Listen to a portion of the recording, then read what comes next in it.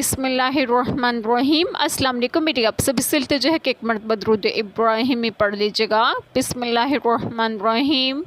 اللہم صلی علی محمد وعلی آل محمد کما صلیت علی ابراہیم وعلی آل ابراہیم انک حمید مجید۔ اللہم بارک علی محمد وعلی آل محمد کما بارکت علی ابراہیم وعلی آل ابراہیم انک حمید مجید۔ بسم اللہ الرحمن الرحیم۔ اور اسے جھٹلایا تمہاری قوم نے، اور یہی حق ہے، تم فرماؤ میں تم پر کچھ کروڑا نگہبان نہیں، ہر خبر کا ایک وقت مقرر ہے اور عنقریب جان جاؤ گے۔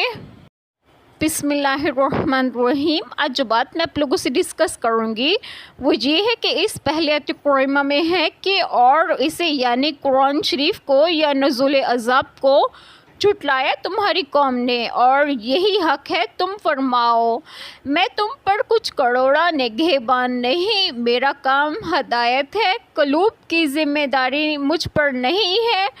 اس میں ہے کہ تیری قوم نے اسے جھٹلا دیا، اس سے مراد قرآن شریف بھی ہو سکتا ہے اور اوپر کی آیت کریمہ میں مذکور عذاب بھی۔ آپ صلی اللہ علیہ وسلم کہہ دیجئے کہ میں ہرگز تم پر کوئی نگہبان نہیں، یعنی میرا یہ کام نہیں ہے کہ تمہارے جھٹلا دینے اور بدتمیزی کرنے پر خود عذاب نازل کر دوں۔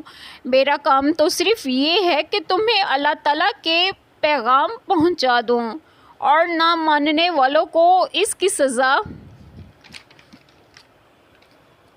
بتا دوں۔ اس کے بعد عذاب بھیجنا یا نہ بھیجنا اللہ تعالیٰ کے اختیار میں ہے، اور اس سے بچنے کی فکر کرنا تمہارا کام ہے۔ اور اس سے اگلی آیت کریمہ میں ہے کہ ہر خبر کا ایک وقت مقرر ہے، یعنی اللہ تعالیٰ نے جو خبریں دی ان کے لیے وقت معین ہے، ان کا وقوع ٹھیک اسی وقت ہوگا اور عنقریب جان جاؤ گے۔ اس آیت کریمہ میں کفار کے لیے دھمکی ہے، یعنی اللہ تعالیٰ کی دی ہوئی خبر غلط نہیں ہو سکتی، لیکن اس کا ایک وقت متعین ہے۔ چنانچہ جس عذاب کا تم مطالبہ کر رہے ہو، جب اس کا وقت آئے گا تو وہ بھی نازل ہو جائے گا۔ جس زمانے میں اس آیت پر مشتمل سورۃ مکہ میں نازل ہو رہا تھا، اس وقت غلبہ اسلام کا تصور بھی نہیں ہو سکتا تھا۔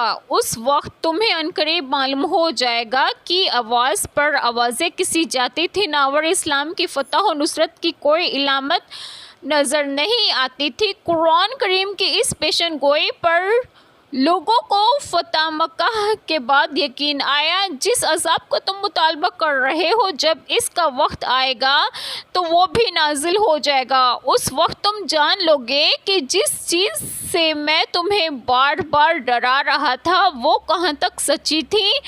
اس عذاب سے مراد آخرت کا عذاب بھی ہے، اور وہ عذاب بھی جو دنیا میں کفار پر لڑائی، خوف اور قحط کی صورت میں نازل ہوا۔